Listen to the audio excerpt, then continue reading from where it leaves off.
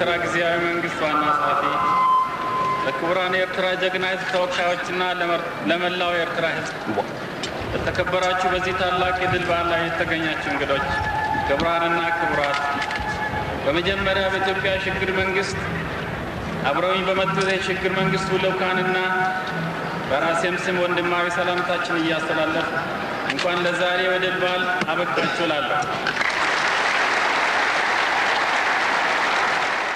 የባህር በር ጉዳይ የኢትዮጵያውያን ቀዳሚ አጀንዳ ሆኗል። በተለያዩ የሀገሪቱ አካባቢዎች ያሉ አለመረጋጋቶች ጉዞውን ሊያዘገዩ ቢችሉም ጨርሶ የሚያቆሙት አይሆንም። ይሁን እንጂ ጉዳዩ በኃይል የሚፈጸም ከሆነ ኪሳራው ቀላል እንደማይሆን በሁለቱም ማለትም በኤርትራም በኢትዮጵያም በኩል የታመነበት ጉዳይ ነው። ኤርትራ ሉዓላዊ ግዛቴ ነው የምትለው ወደብ በቀላሉ አትሰጥም። በአፍሪካ ሁለተኛው ግዙፍ የህዝብ ብዛት የያዘችው ታላቁ ሀገር ኢትዮጵያ ደግሞ የባህር በር ባለቤት የመሆን የጸና ፍላጎት ይዛለች። ህዝቡም የዚህ ደጋፊ ነው። በሌላ በኩል ኢትዮጵያ እንደ አውሮፓ አቆጣጠር በ1993 ዓ.ም ለኤርትራ የሰጠቻት የሀገርነት እውቅና ዳግም ማየት እንዳለባት ሐሳብ ተነስቷል።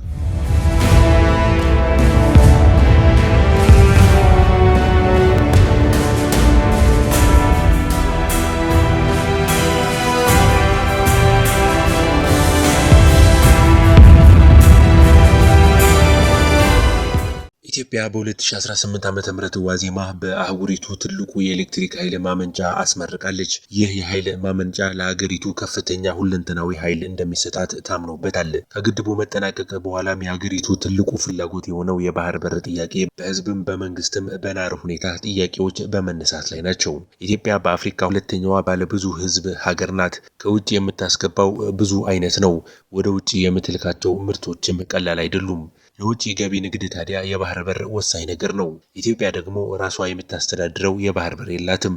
በአንጻሩ አነስተኛ የህዝብ ብዛትና መልክዓ ምድር ያላቸው ጎረቤቶቿ ሰፊ የባህር ዳርቻ ያላቸው ናቸው። በአሁኑ ጊዜ በኤርትራ ስር ከሚገኙ ወደቦች በኢትዮጵያ ስር የነበሩና ትጠቀምባቸው የነበሩ ናቸው። ኤርትራ ነጻ ሀገር መሆኗን ተከትሎ ኢትዮጵያ የባህር በር አልባ ለመሆን ተገዳለች። ኢትዮጵያ ወደብ ያጣችበት ሂደት ፖለቲካዊ ውሳኔ ነበር በማለት የቀድሞ የሀገሪቱ መሪዎችን ተጠያቂ የሚያደርጉ ብዙ ናቸው። በአንጻሩ ኤርትራ ደግሞ የቀይ ባህር አዋሳኝ መሬት ከጥንት ጀምሮ የራሴ ግዛት ነው በማለት ትሞግታለች። ሎሚ ነብዕሎ ዘለና አጋጣሚ ድሕሪ ናይ 100 ዓመት መግዛእታዊ ስቅያት ንመጀመርያ ጊዜ ኣብ ታሪክ ህዝቢ ኤርትራ ድሕሪ 1 ዓመት ናይ ሰላምን ቅሳነትን እዋን ዝኸብር ምህላው ዓብይን ዕዙዝን እዩ። ይህ የኤርትራ መከራከሪያ በኢትዮጵያውያን ዘንድ ተቀባይነት የለውም። በመሆኑም ከተቻለ በድርድር ካልሆነ ግን በኃይል ጭምር የባህር በር የማግኘት ፍላጎት እንዳለ በተለያዩ መንገዶች በመሰማት ላይ ናቸው። ይሁን እንጂ በሂደቱ ሁለት አበይት ተግዳሮቶች ይታያሉ። አንደኛው በሀገሪቱ ውስጥ በተለያዩ አካባቢዎች እየተካሄዱ ያሉ ውጊያዎች ሲሆን፣ ሁለተኛው ደግሞ ከውጪ እየታየ ያለው ተቃውሞ ነው። ኤርትራና ከኤርትራ ጎን ሊሰለፉ የሚችሉ ሀገራት በሌላ በኩል የኢትዮጵያን ፍላጎት ሊገቱ ይችላሉ የሚል ስጋት አለ። በአሁኑ ወቅት በኢትዮጵያ በተለይ በአማራ ክልል ያለው የፋኖ እንቅስቃሴ መንግስትን እየተገዳደረ እንደሚገኝ ይታወቃል። የፋኖዎች እንቅስቃሴ የኢትዮጵያ መንግስትን መፋለም ነው።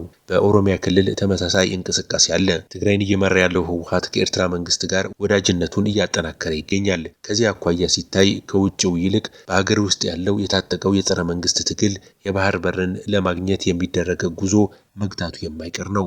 ህወሓትና የኤርትራ መንግስት በጋራ ታግለው የኢትዮጵያ መንግስት ያፈረሱ ኃይሎች ናቸው። ይሁን እንጂ ይህን ታሪክ በሚደግሙበት አቅም ላይ ናቸው ወይስ አይደሉም የሚለው አከራካሪ ቢሆንም በአማራና በኦሮሚያ ያለው ውጊያ ታክለውበት ሁኔታዎችን አስቸጋሪ ማድረጋቸው ግን አይቀሬ ነው።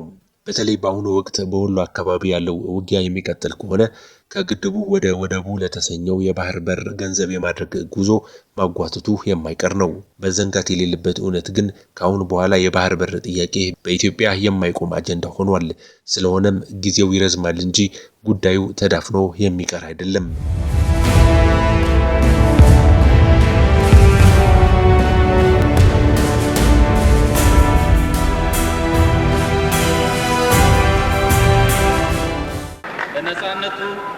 ለብሔራዊ ህልውናውና ክብሩ የራሱን እድል በራስ ለመወሰን መብቱ ለፍትህና ለሰላም ሲል ቀድሞ ከነበሩ ዘመናት ጀምሮ ከውጭ ወራሪ ቅኝ ገዢዎች ጋር በትጥቅ ትግል በመፋለም ነፃነት ወይም ሞት በሚል መርሆ ስር በመሰለፍ ለማንም ለምንም የማይንበረከክ መሆኑን አልበገሬ ባይነቱን ለነጻነት መዋችነቱንና ታላቅ ጀግንነቱን በመላው የዓለም ሕዝብ ፊት ባስመሰከረውና ያለፉት የኢትዮጵያ ትምክህተኛና ጦረኛ መንግስታት ተቀጥያ ከነበረው ወታደራዊ አምባገነን መንግስት መዳፍ በመራራ ትግሉ ነጻ በመውጣት የዛሬውን 1ኛ ዓመት የድል በዓል በከፍተኛ ወኔና መንፈሳዊ ኩራት በሚያከብረው በጀግናው የኤርትራ ሕዝብ መካከል ተገኝቼ ይህንን የጋራ የደስታ መግለጫ ንግግር ለማድረግ በመታደሌ ከፍ ያለ ልባዊ እርካታና ኩራት ይሰማኛል። በሌላ በኩል ኢትዮጵያ እንደ አውሮፓ አቆጣጠር በ1993 ዓ.ም ለኤርትራ የሰጠቻት የሀገርነት እውቅና ዳግም ማየት እንዳለባት ሀሳብ ተነስቷል።